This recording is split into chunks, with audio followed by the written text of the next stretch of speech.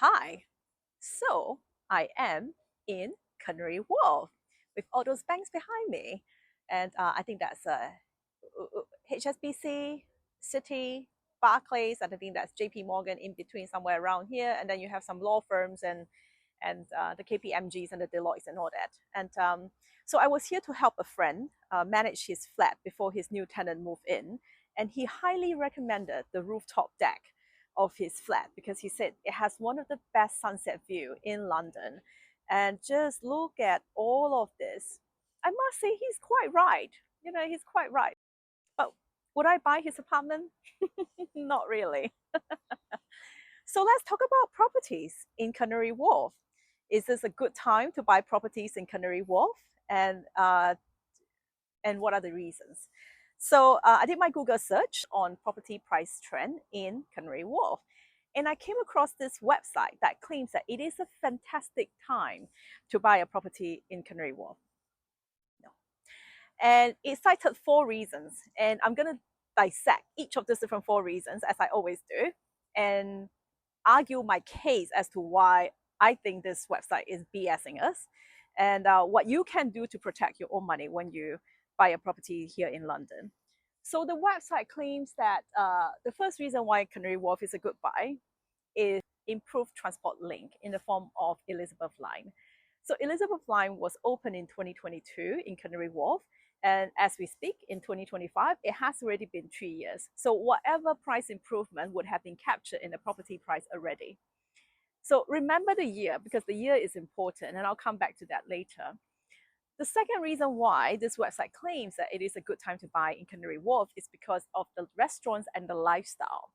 The reason why is because companies like HSBC are moving to the City of London, and vacating their footprint here in Canary Wharf. There's a bit of saga about it, and I'll make another video about HSBC moving to St. Paul's. But you also have law firms like Clifford Chance that are planning to move to the City of London, so they're moving out of Canary Wharf. And I don't know what's the headcount of Clifford Chance. We're talking about a 300,000 square foot office space. So based on my workplace strategist experience, that's approximately 3,000 people, and they're going to move 3,000 people from Canary Wharf to City of London. That's just one law firm. So they're moving that, and they're changing some of these offices into mixed-use development, meaning a mixture of retail and residential and probably more restaurants. So when you think about it, it is good from a lifestyle point of view, but it also means that there will be less office workers in Canary Wharf. A lot of the people bought flats in Canary Wharf because they want to be close to where they work. All the banks, all the law firms, and the friend that I'm helping, he used to work in one of those buildings, and that's why he bought this place. So imagine if those people no longer work in Canary Wharf, do you think they still want to hold on to a property here and put up with a commute of 2 stations from Canary Wharf to Whitechapel and to Liverpool Street Station, and then they have to walk to the City of London, whichever buildings that they work in? Yeah, it's common sense, isn't it? So I totally disagree that the second point, when there are more restaurants and shops and all that, the property prices in Canary Wharf will increase. I actually think the property price will decrease because there are less office workers working in Canary Wharf. The third point argued by this website is there are more buyers for Canary Wharf. I was scratching my head on this one. Like, where's the data? How do they substantiate this claim, right? I personally think there are less buyers in Canary Wharf nowadays. First of all, there is a general downtrend in property prices in the whole of London. And secondly, with the interest rate being so expensive and uncertain, a lot of people are quite scared to get into the property market. So disagree with the third point. The fourth point is there are more international buyers. Again, I totally disagree. When you look at the trend, international buyers from Malaysia, Singapore, China almost dried up because it's quite difficult for Chinese investors to buy properties in London because the Chinese economy is not doing very well. They don't really have extra cash to buy properties. So where are the buyers from? Russia, they have sanctions, so they can't buy properties in London. Middle East is doing really well. Why do they bother to invest in London when they can just invest in the Middle East and get much better return? So maybe you are talking about American investors, but usually American investors prefer to buy in places like Mayfair, Knightsbridge, Notting Hill. So Canary Wharf is not exactly their favorite place yet. So totally disagree with this website. I personally think Canary Wharf prices is at best going to stay flat. At worst, probably going to see more drop. The reason why I say that is because you see these new builds behind me? It's all about supply and demand. Properties is always about supply and demand, be it supply and demand of the houses itself, the properties itself, and the people who want to live in a specific area, and also supply and demand of money, money in the form of interest rate. And both of these factors are not working in favor of Canary Wharf right now. So, so I would say, yeah, be careful if you want to buy a property in Canary Wharf. But over here at this point, I want to say, if you're an overseas buyer and you are interested in buying properties in London, be it for investment or for personal reason, you might want to book a call with me. Link is in the bio. The first 30 minutes is free. And I just generally love talking about properties, which is why I do what I do. And I also hate seeing people losing money in properties in London. And so many people have done that. I've seen so many people suffer losses because they bought properties at the wrong place at the wrong time at the wrong price. So book a coaching call with me. At the very least, I'll give you my unfiltered advice of the property market here in London, and that might save you tens of thousands, if not hundreds of thousands of pounds. The first 30 minutes is free, and then we can decide maybe this is not the right time for you to buy a property in London, or we may decide that yes, it is the right time, and then we can work out what sort of fee structure, how I can help you, and what is the scope of services, and how much I charge. Strongly encourage that. Link in the bio.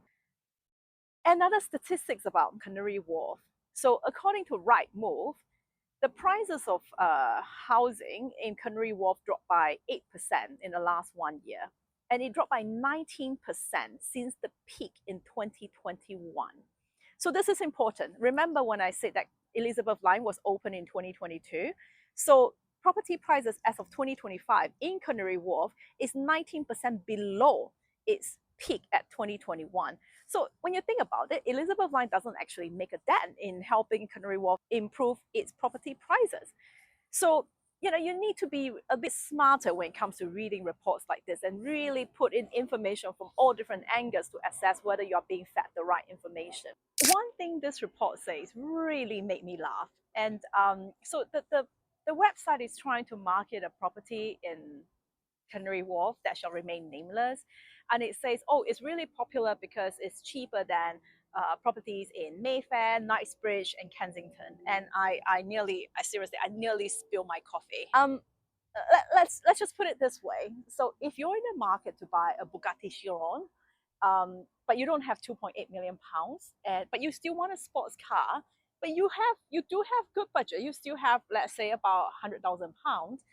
You could buy a BMW i8, which is still a very nice car, still very flashy, still gonna get some attention for you.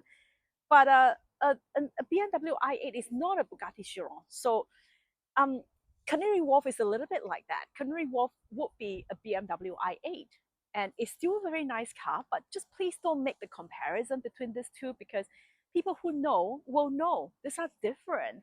You're just gonna make a fool of yourself if you try to compare a property in Canary Wharf to a property in Mayfair. It just doesn't fly that way. And I think that's the one that really got me with this report. I'm so not happy about it. I just go, who are they trying to fool? They're trying to fool overseas investors who don't know better. Like, it's a different product.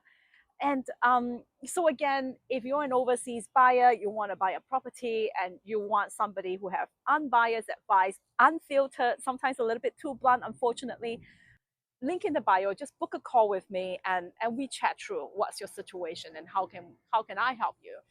But so yeah, conclusion, do I think that it is a right time to buy properties in Canary Wharf?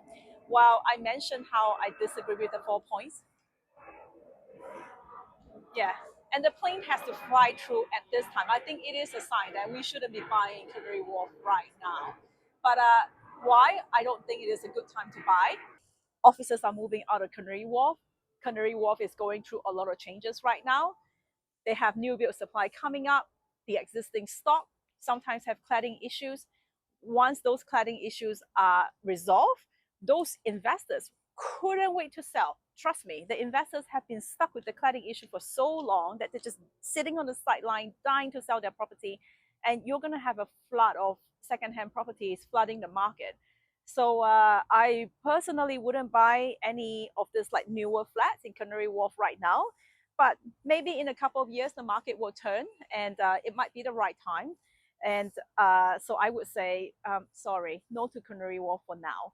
But do I enjoy the sunset? Yes, I do. So if you have a friend who owns one of these apartments, maybe you want to be good friends with him and her and just get yourself invited to this rooftop sunset view. Okay, bye for now.